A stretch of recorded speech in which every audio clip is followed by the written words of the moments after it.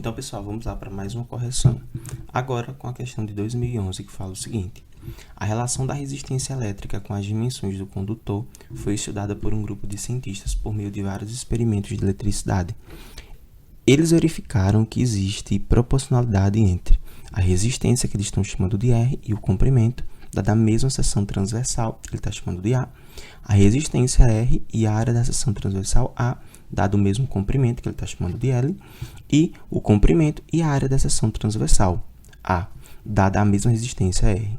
Considerando os resistores como os fios, pode-se exemplificar o estudo das grandezas que influem na resistência elétrica utilizando as figuras seguintes.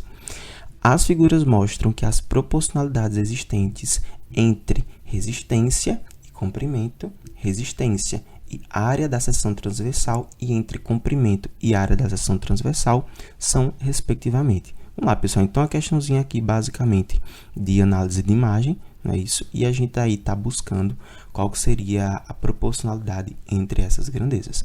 Notem que, nessa primeira parte da imagem, ele está relacionando o quê? Está relacionando a resistência, que ele está chamando de R, e o comprimento, que ele está chamando de L.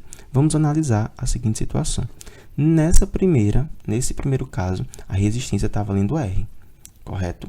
Nesse segundo caso, a resistência está valendo 2R, ou seja, do primeiro para o segundo, o que aconteceu com a resistência? Concorda comigo que ela foi multiplicada por 2, ou seja, dobrou?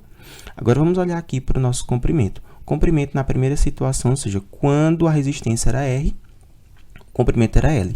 No entanto, quando você dobrou a resistência, o que aconteceu com o nosso comprimento? Ele dobrou também, ou seja, foi multiplicado por 2. Portanto, essa nossa relação que nós temos entre comprimento e resistência será uma relação aí diretamente proporcional, que eu vou chamar aqui simplesmente de direta. Vamos avaliar aqui a nossa segunda situação. Notem que agora ele está relacionando a área da seção transversal e a resistência, certo? Nessa primeira situação, a área da seção transversal é A. Na segunda, 2A, ou seja, o que aconteceu de uma para a outra, dobrou, ou seja, foi multiplicado por 2. Vamos analisar aqui agora a resistência.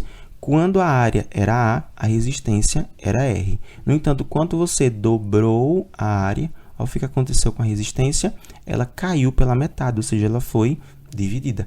Portanto, quando uma aumenta e a outra diminui, nesse caso nós temos aí grandezas inversamente proporcionais, que eu vou chamar simplesmente de inversa, já que ele quer saber a proporcionalidade. Agora, nesse terceiro caso, notem aqui que ele está relacionando a área da seção transversal e o comprimento. Tranquilo? Na primeira situação, nós temos a área da seção transversal valendo A, na segunda, 2A. Ou seja, o que aconteceu foi dobrada, certo? Multiplicada por 2. Agora, vamos aqui para a gente analisar o comprimento. Quando a área da seção transversal era A, o comprimento era L. Só que quando você dobrou a área da seção transversal, você também dobrou o comprimento. Ou seja, quando uma sobe, a outra sobe na mesma proporcionalidade. Portanto, você tem uma proporcionalidade aqui direta.